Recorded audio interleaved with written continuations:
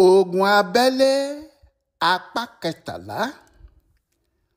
Ọjọ́ ńlá kan lọ́jọ́ tí Ọbafẹmi Awolọwọ pàdé Emeka Ojukwu lẹ́nugun, ṣùgbọ́n ogun abẹ́lé ti dé. Nígbà tọ́rọ̀ rí bó ṣe rí yìí, tí Emeka Ojukwu ti bẹ̀rẹ̀ sí ṣòfin tirẹ̀ nílẹ̀ Ìgbò, tí Yakubu Gowon náà sì ti ṣe àwọn òfin tirẹ̀ lẹ́kọ̀ọ́, nǹkan oríṣiríṣi bẹ̀rẹ̀ sí ṣẹlẹ̀. Àwọn nǹkan náà kò sí dáa rárá ni. Kò sí tàbí ṣùgbọ́n níbẹ̀ ogun ti dé. Kì í ṣe pé ogun ń bọ̀ mọ́, nítorí ó hàn pé Gowon kò ní í ṣe ohun tí wọ́n jọ pinnu ní àbúrì mọ́. Àwọn aṣáájú Haúsá ti láwọn kò ní gbà, àwọn òṣìṣẹ́ ìjọba náà sì ti fọwọ́ sí i fún un. Ohun táwọn èèyàn náà ń sọ fún Gowon ni pé bó bá lè dìjà kó dìjà, bó bá lè dogun kó dogun. Ìjọba àpapọ̀ bẹ̀rẹ̀ sí gba àwọn èèyàn sínú sọ́jà, bó tilẹ̀ jẹ́ pé ọ̀rọ̀ náà kì í ṣe ọ̀rọ̀ ariwo. Ilẹ̀ Haúsá ni wọ́n ti ń gba àwọn èèyàn jù. Àwọn Haúsá ló pọ̀ nínú sọ́jà náà. Ṣùgbọ́n bí Gowon ṣe ń gba àwọn Haúsá sí iṣẹ́ sọ́jà tó, tí wọ́n ń dọ́gbọ́n kọ́ wọn nílẹ̀ Haúsá pé kí wọ́n wá wọṣẹ́ ológun, ọ̀nà ló bá Ojukwu o. Nítorí látìgbà táwọn Ìgbò ti fura pé Gowon yóò kógun ja àwọn, l'Ojukwu ti ń kó wọn sí sọ́jà. Ohun tí wọ́n kọ́kọ́ ń sọ ni pé àwọn ń gba sọ́jà náà fáwọn Nàìjíríà ni, nítorí wọ́n ti ṣòfin pé kó ní kálukú gba sọ́jà tiẹ̀ kí wọ́n sì kọ́ wọn. Ṣé kó tó dìgbà yẹn lọ́pọ̀ àwọn ọmọ Ìgbò ti ń pariwo tẹ́lẹ̀ pé àwọn fẹ́ di sọ́jà k'Ojukwu fáwọn níbọn. Wọ́n sọ̀rọ̀ náà dorin, wọ́n sì ń kọ káàkiri ilẹ̀ Ìgbò.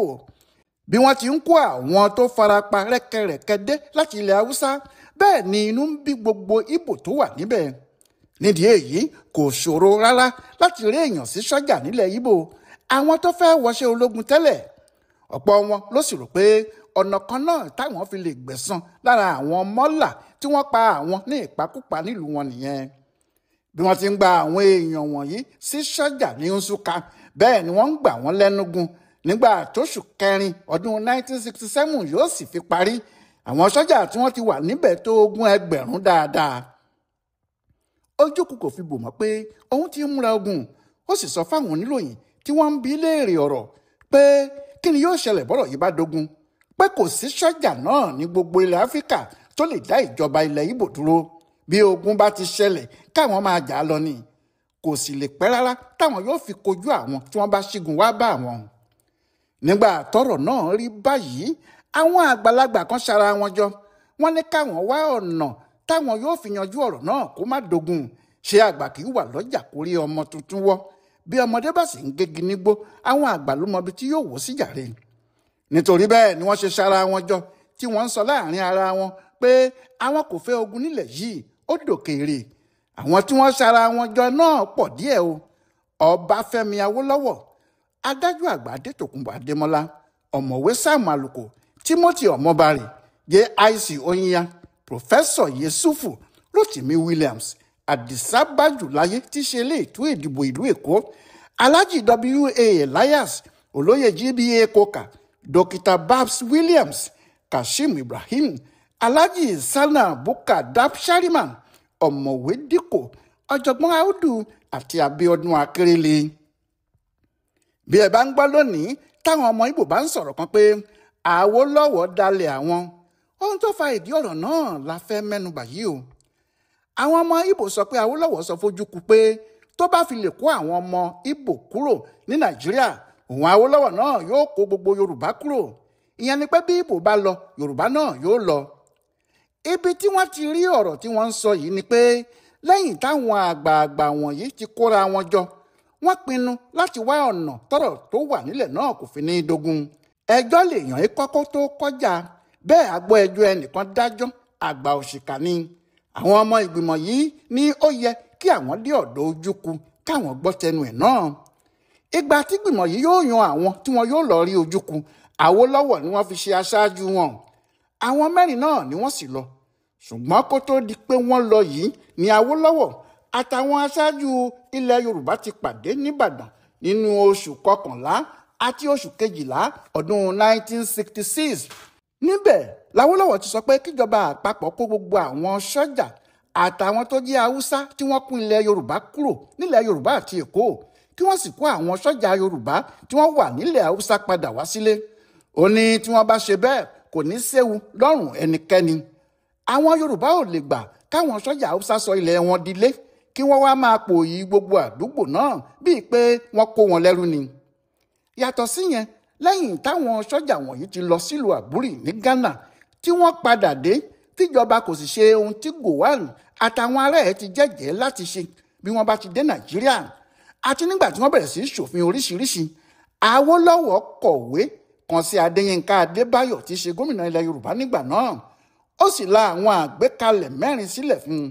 Ó lóhun tí Yorùbá yóò tẹ̀lé nìyẹn kí Adéyínká Adébáyọ̀ gbọ́ kó sì sọ fún ọ̀gá ẹ̀ lÉkòó ìyẹn Yakubu Gowon.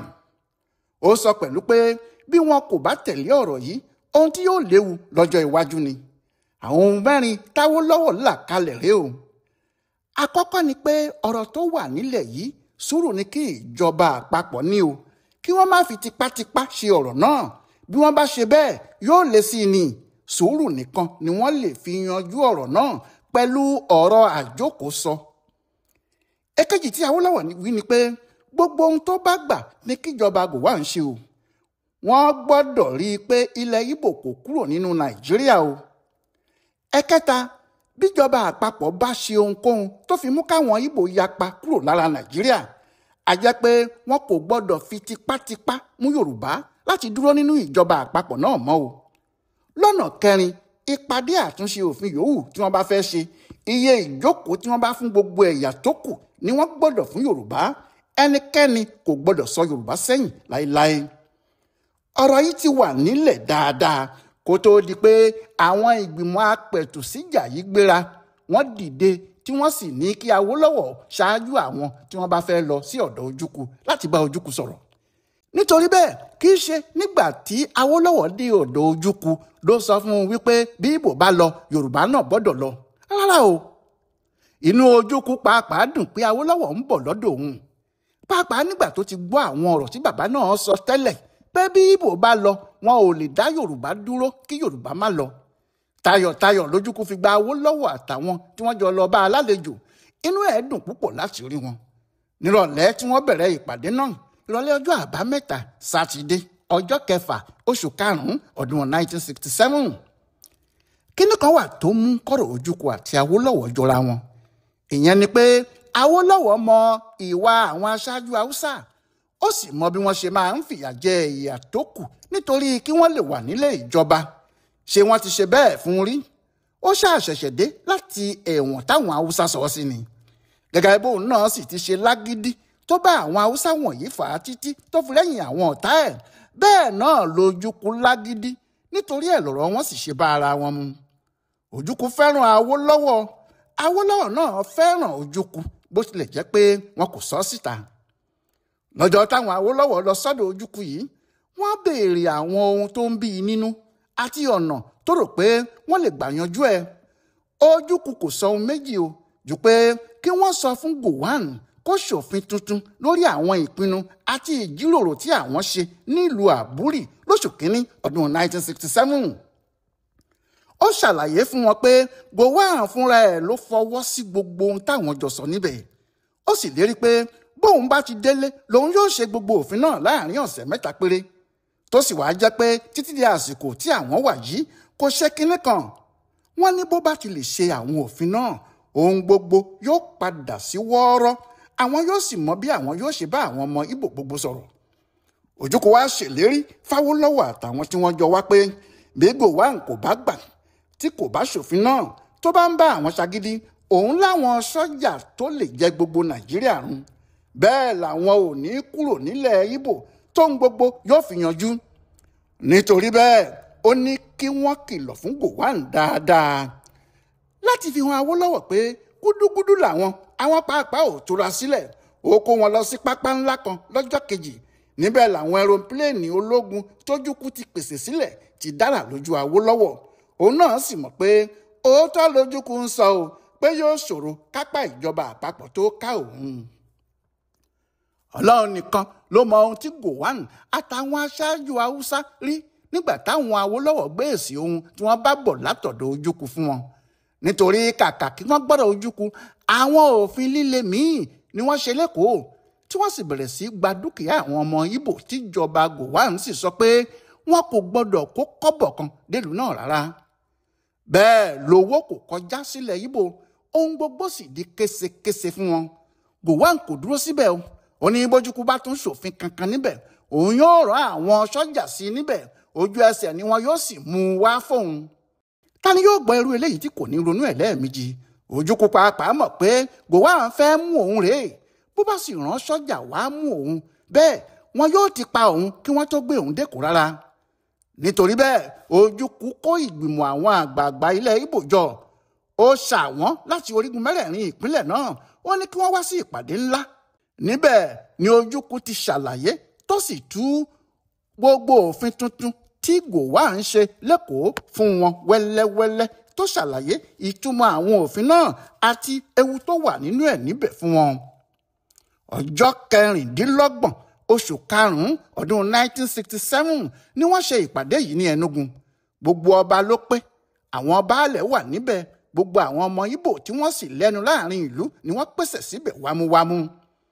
Ní ọjọ́ kejì tí wọ́n ṣe ìpàdé yìí, ìyẹn lọ́jọ́ 27 oṣù karùn-ún ọdún 1967, àwọn ìgbìmọ̀ yìí fún Ojukwu láṣẹ pé látọjọ́ náà lọ àwọn pa á láṣẹ fún un pé kó ya ilẹ̀ Ìgbò kúrò lára Nàìjíríà, káwọn Ìgbò sì máa dá tiwọn ṣe, kí wọ́n wà lómìnira ara wọn, kí wọ́n sì ní orílẹ̀-èdè tiwọn.